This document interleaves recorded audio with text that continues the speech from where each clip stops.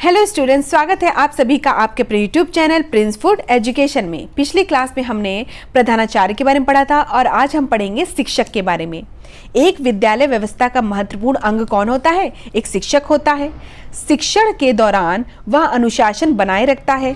क्या शिक्षक परामर्श के लिए उत्तरदायी है? यह एक महत्वपूर्ण प्रश्न है। लोगों की राय है कि एक शिक्षक को परामर्श के कार्य करने चाहिए। इस विषय में उनका तर्क है कि एक शिक्षक का विद्यार्थी के साथ निकट का संबंध होता है। वह विद्यार्थी को भली भांति समझता है। जो शिक्षक होता है वो विद्यार्थी को भली भांति समझता है, उनकी जरूरतें, परेशानियों से अवगत रहता है। एक शिक्षक प्रत्येक विद्यार्थी के परिवेश एवं क्षमताओं और उपलब्धियों से अपेक्षाकृत अधिक परिचित होता है। मतलब क्वेश्चन ये आया है कि क्या शिक्षक जो है वो परामर्श के लिए उत्तरदायी है? तो लोगों ने कहा कि जो एक शिक्षक होता है वो विद्यार्थी के सबसे निकट होता है, उसको भली भांति समझता है, उसकी जो ज़रूरतें हैं, विद्यार्थी की जो परेशानियां हैं उनसे अवगत रहता है, उनकी जो क्षमताएं हैं, उपलब्धियां हैं उनसे भी परिचित रहता है। और कुछ अन्य लोगों का मानना है कि विद्यालय में परामर्श के लिए विशेषज्ञों की नियुक्ति की जानी चाहिए। मतलब कुछ लोग मानते हैं शिक्षक परामर्श के लिए उत्तरदायी है, कुछ लोग ये मानते हैं, और कुछ लोग मानते हैं कि परामर्श की प्रक्रिया के लिए कुछ विशेषज्ञों की नियुक्ति की जानी चाहिए। उनका तर्क है कि परामर्श की प्रक्रिया इतनी व्यापक और जटिल होती है कि अध्यापक के लिए अध्यापन से अलग परामर्श कर पाना बहुत ही कठिन होता है। मतलब उसमें यह बताया गया है जो परामर्श की प्रक्रिया है वो इतनी कठिन होती है कि उसे शिक्षक नहीं कर सकता। शिक्षक अध्यापन की क्रिया को करेगा कि परामर्श की क्रिया को करेगा। ठीक है। साथ ही परामर्श का कार्य बिना प्रशिक्षण के दक्षतापूर्ण करना संभव नहीं है तथा अध्यापक के पास परामर्श के कार्य हेतु पर्याप्त समय का भी अभाव होता है।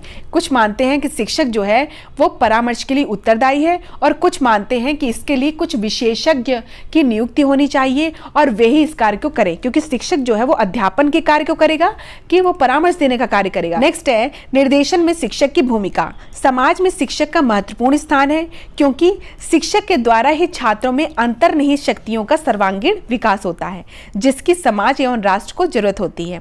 सामाजिक, आर्थिक एवं राजनैतिक व्यवस्था में सुधार हेतु समस्त विश्व की नजर एक शिक्षक पर ही टिकी होती है। शिक्षक द्वारा जो निर्देशन प्रदान किया जाता है वो महत्वपूर्ण होता है। शिक्षक एवं छात्र के मध्य में आत्मीय संबंध होता है। प्रोफेसर श्री कृष्ण दुबे के अनुसार शिक्षक द्वारा निर्देशन प्रदान करने से ही यह प्रक्रिया सफल एवं प्रभावशाली हो सकती है, क्योंकि शिक्षक एवं छात्र का आत्मीय संबंध, शिक्षक का समाज में सम्मान, छात्र द्वारा शिक्षक के प्रति सम्मानजनक दृष्टिकोण एवं शिक्षक का व्यापक दृष्टिकोण इत्यादि निर्देशन उद्देश्यों को प्राप्त करने के लिए सहायक सिद्ध होते हैं। निर्देशन प्रक्रिया में शिक्षक की भूमिका को निम्नलिखित बिंदुओं के माध्यम से स्पष्ट किया जा सकता है। पहला क्या है? छात्रों का मनोवैज्ञानिक परीक्षण। शिक्षक जब कक्षा में पढ़ा रहा होता है तो उसे अपने प्रत्येक छात्र की योग्यता एवं क्षमता का ज्ञान होना अति आवश्यक है। मतलब अगर शिक्षक पढ़ा रहा है कक्षा में तो उसका कर्तव्य यह बनता है कि जितने भी छात्रों को वो पढ़ा रहा है उनकी योग्यताओं के बारे में उसे पता होना चाहिए, उनकी क्षमताओं के बारे में पता होना चाहिए। शिक्षक अपने कक्षा के छात्रों का परीक्षण सफलतापूर्वक कर सकता है। शिक्षक को छात्र की कमियों का ज्ञान होना चाहिए, वह उसी अनुरूप छात्र का मनोवैज्ञानिक परीक्षण करता है। शिक्षक द्वारा परीक्षण प्रशासन के कार्य में छात्रों का पूर्ण सहयोग प्राप्त होता है, क्योंकि छात्र शिक्षक का आत्मीय संबंध होता है। छात्र शिक्षक का कैसा संबंध होता है? आत्मीय संबंध होता है। नेक्स्ट है व्यक्तिगत भिन्नता के आधार पर शिक्षा। समाज में सभी व्यक्ति एक दूसरे व्यक्ति से भिन्न होते हैं। ये भिन्नता उनकी योग्यता, क्षमता, रुचि एवं अभिरुचि के आधार पर होती है। इसी प्रकार विद्यालय में एक कक्षा के जो समस्त छात्र होते हैं वो भी एक दूसरे से भिन्न होते हैं। प्रत्येक छात्र अपने में अलग होता है। सभी की योग्यता, क्षमता, रुचि एवं अभिरुचि भी अलग अलग होती है।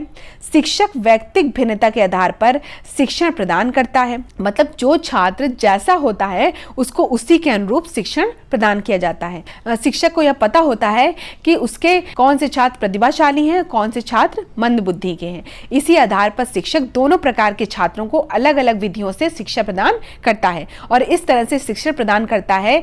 इस तरह से शिक्षण प्रदान करना निर्देशन प्रक्रिया का अंग माना जाता है। ठीक है। और जो शिक्षक होता है वो अपने छात्रों के इन गुणों को जानता होता है कि कौन से छात्र जो हैं प्रतिभाशाली हैं और कौन से छात्र मंदबुद्धि हैं, और उनको उन्हीं की योग्यता के अनुसार ही शिक्षण प्रदान करता है। नेक्स्ट, समस्यात्मक छात्रों का विशेष अध्ययन। शिक्षक कक्षा के समस्यात्मक छात्र से अच्छी तरह से परिचित होता है, क्योंकि समस्यात्मक छात्रों के व्यवहार का अध्ययन वह विशेष रूप से करता है तथा इन छात्रों के व्यवहार से वह प्रतिदिन परिचित होता है। छात्रों के व्यवहार में उत्पन्न समस्याओं के कारणों को ज्ञात करने एवं उनका समाधान करने में उसे किसी भी प्रकार की कठिनाई का अनुभव नहीं होता है। शिक्षक समस्यात्मक छात्रों की समस्याओं को ज्ञात करके उनको उसी अनुसार शिक्षा प्रदान करता है, जिसके द्वारा छात्रों की समस्या दूर हो जाती है। ठीक है, क्योंकि जो शिक्षक होता है वो छात्रों को पढ़ा रहा होता है, तो उसे पता होता है कि उसकी कक्षा में कौन से छात्र जो हैं वो समस्यात्मक छात्र हैं। ठीक है, और उनकी समस्या के बारे में वो जानकर उनकी जो समस्या होती है उसको दूर करने का प्रयास करता है। ठीक है, नेक्स्ट है आवश्यक सूचनाओं का संकलन। शिक्षक के पास छात्र से जुड़ी आवश्यक सूचनाओं का संकलन रहता है, जैसे छात्र की रुचि एवं अभिरुचि से संबंधित। शिक्षक को यह ज्ञात होता है कि छात्र की रुचि किस क्षेत्र में अधिक है तथा किस क्षेत्र में कम है अथवा किस क्षेत्र में नहीं है। इन सूचनाओं के आधार पर ही शिक्षक छात्र को निर्देशन प्रदान करता है तथा उसकी रुचि एवं अभिरुचि में विकास करने में सहायता करता है। नेक्स्ट है व्यावसायिक सूचना प्रदान करना।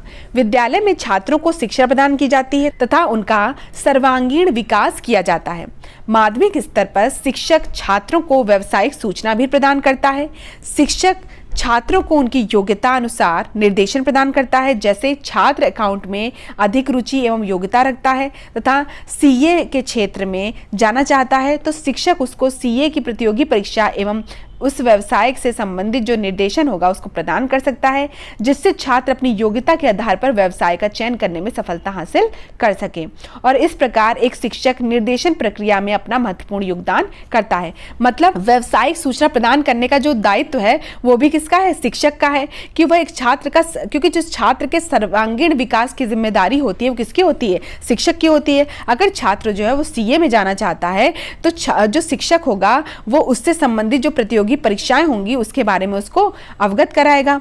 ठीक है, और उसके लिए उसको मदद करेगा। इस प्रकार जो शिक्षक होता है वो निर्देशन प्रक्रिया में अपना महत्वपूर्ण योगदान देता है। नेक्स्ट क्या है? छात्रों की रुचि एवं योग्यता का मापन। शिक्षक को छात्रों की रुचि एवं योग्यताओं की अच्छी परख होती है, क्योंकि शिक्षक छात्रों पर पूर्ण ध्यान देता है। वह समय समय पर छात्रों का मनोवैज्ञानिक परीक्षण भी करता रहता है और उसके आधार पर उनकी रुचि एवं योग्यता का पता लगाता है। छात्रों को उनकी रुचि एवं योग्यता के आधार पर शिक्षा प्रदान करता है, जिससे छात्रों का विकास हो सके और वे अपने जीवन के लक्ष्यों को प्राप्त कर सकें। उपरोक्त बिंदुओं के माध्यम से स्पष्ट होता है कि शिक्षक प्रत्यक्ष या अप्रत्यक्ष रूप से निर्देशन प्रक्रिया में महत्वपूर्ण भूमिका निभाता है। शिक्षक अनेक क्षेत्रों में निर्देशन प्रदाता का कार्य करता है तथा अनेक क्षेत्रों में निर्देशन प्रदान करने वाले की सहायता करने की क्षमता रखता है। शिक्षक के सहयोग के अभाव में निर्देशन प्रक्रिया का प्रभावशाली ढंग से पूर्ण होना असंभव है। ठीक है, तो अगर शिक्षक का अभाव होगा तो जो निर्देशन प्रक्रिया प्रभावशाली ढंग से चल रही है उसका पूर्ण होना असंभव हो जाएगा। नेक्स्ट क्या है? शिक्षक के परामर्श संबंधी कार्य। एक अध्यापक छात्रों के निकट संपर्क में रहता है, अतः वह विविध परिस्थितियों में छात्रों को समझ पाने में समर्थ होता है। शिक्षक का विद्यार्थियों की आवश्यकता का अच्छा ज्ञान होता है, जिससे वे कुछ परामर्श संबंधी कार्य कर सकता है। शिक्षक परामर्श संबंध निम्नलिखित कार्य कर सकता है। पहला क्या है? छात्रों की आवश्यकता तथा परेशानियों से संबंधित तथ्यों को एकत्रित करने में सहायता करना। जो छात्रों की जो आवश्यकता है और परेशानी से संबंधित जो तथ्य हैं उनको एकत्रित करने में सहायता करता है। कौन? शिक्षक। नेक्स्ट पॉइंट क्या है? परामर्श कार्य के लिए आवश्यक परीक्षणों के प्रशासन में परामर्शदाता की सहायता करना। नेक्स्ट क्या है? कुसमायोजित विद्यार्थियों के विषय में जानकारी एकत्र करना और परामर्शदाता के पास भेजना। जो कुसमायोजित विद्यार्थी हैं उनके विषय में जानकारी कलेक्ट करके किसके पास भेजना? परामर्शदाता के पास भेजना। मंद गति से अधिगम करने वाले विद्यार्थियों को उचित परामर्श देना। जो विद्यार्थी मंद गति से सीख रहे हैं उन विद्यार्थियों को उचित परामर्श देना भी किसका दायित्व है? शिक्षक का। अपने विषय को विभिन्न व्यवसायों से जोड़ना, अर्थात अंतर विषयी दृष्टिकोण को अपनाना। मतलब जो अपना विषय है, जो शिक्षक का जो विषय है उस विषय को कई क्षेत्रों से जोड़ देना, मतलब विभिन्न व्यवसायों से जोड़ देना भी किसका दायित्व है? शिक्षक का है। वो जोड़ करके क्या करता है? बच्चों को पढ़ाता है तो बच्चों को अच्छे ढंग से समझ में आता है। ठीक है, तो आज की क्लास में हमने क्या पढ़ा? शिक्षक के बारे में पढ़ा, शिक्षक की भूमिका के बारे में पढ़ा और शिक्षक के परामर्श संबंधी कार्य के बारे में पढ़ा। बीएड एंड सीटेट की सभी क्लासेस देखने के लिए डिस्क्रिप्शन में लिंक दिया गया है, वहां से जाकर आप देख सकते हैं। पीडीएफ के लिए आप हमारे टेलीग्राम चैनल को ज्वाइन कर सकते हैं, जिसका लिंक भी डिस्क्रिप्शन बॉक्स में दिया गया है। धन्यवाद, मिलते हैं अपनी नेक्स्ट क्लास में।